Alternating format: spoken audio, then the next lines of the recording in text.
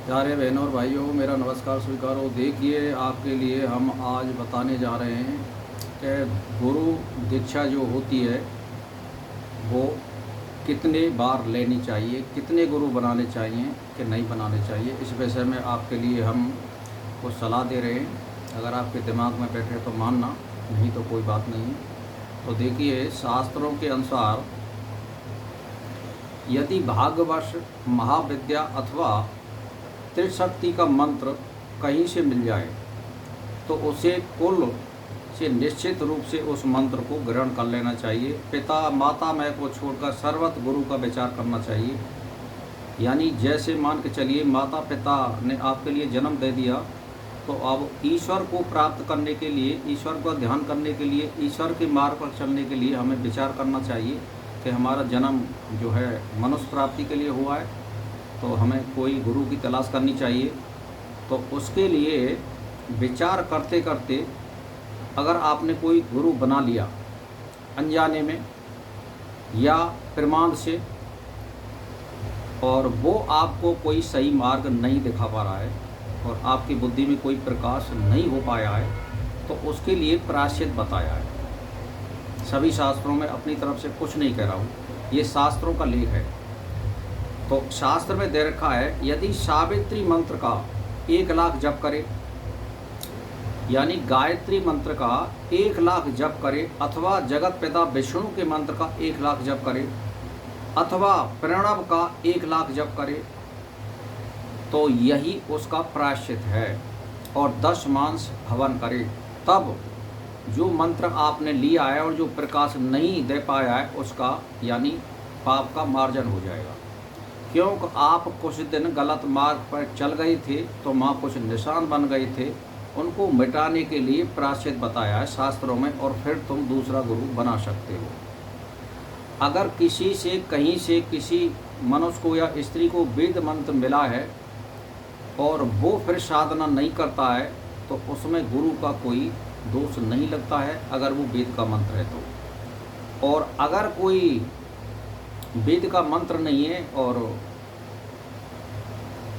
कोई रास्ता उसमें निकल नहीं पा रहा है और अष्टांग योग के नियम भी नहीं बताए हैं, तो फिर मंत्र को दूसरा ले लेना चाहिए। वेद का मंत्र कभी भी निष्फल नहीं जाता है। वेद का मंत्र होना चाहिए, और वेद में कोई गलत मार्ग नहीं बताया गया है, सुगम मार्ग बताया गया है, सत्य मार्ग बताया गया है, उसको कोई दोषपूर्ण मार्ग नहीं कह सकता है। तो इसीलिए उसमें ये प्रायश्चित दिया है कि भाई, जैसे सावित्री मंत्र का 1,00,000 जप करे, या विष्णु के मंत्र का जाप करे, या अथवा प्रणव का जाप करे। अगर जैसे मान के चलिए, गायत्री का आप जो है, सावित्री का मंत्र एक अलग होता है जिसमें सावित्री देवी का ध्यान किया जाता है, और एक 10,000 मंत्र गायत्री का जप करे, यानी ओम भूर्भुवस्सुः तत्सवितुर्वरेण्यं भर्गो देवस्य धीमहि धियो यो नः प्रचोदयात्। इस मंत्र का अगर आप 10,000 बार भी जाप कर लेते हैं तो आपका प्रायश्चित हो जाता है। और 10 मांस हवन, यानी 1,000 आहुति आपको 10 किलो सामग्री की देनी पड़ेंगी, तो प्रायश्चित हो जाता है जो हमने गुरु बनाया है। फिर आप दोबारा से शिक्षा ग्रहण कर सकते हो।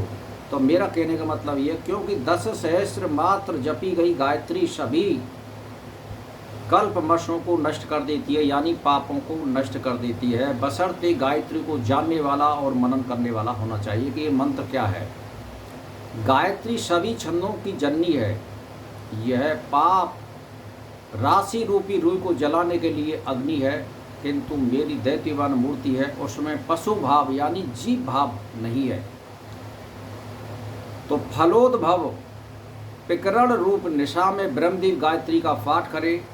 यदि भागवश सिद्ध मंत्र और गुरु दीक्षा मिल जाए तो उसी समय अष्ट ऐश्वर्य की प्राप्ति के लिए उनसे गायत्री मंत्र की दीक्षा ले लेनी चाहिए।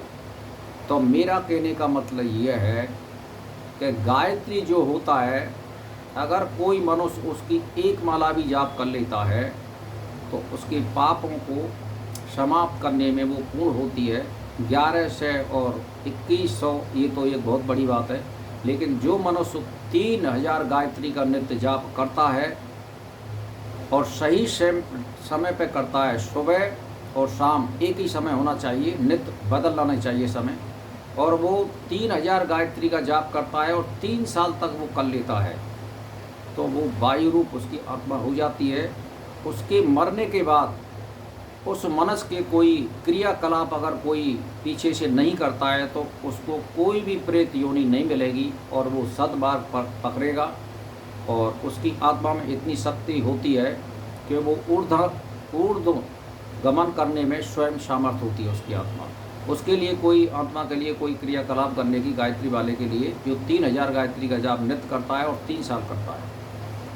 तो मेरा कहने का मतलब ये है कि ये गायत्री का मंत्र तो इस तरह का है, ये संपूर्ण पापों को नष्ट करने में समर्थ है और ये वेद का मंत्र है।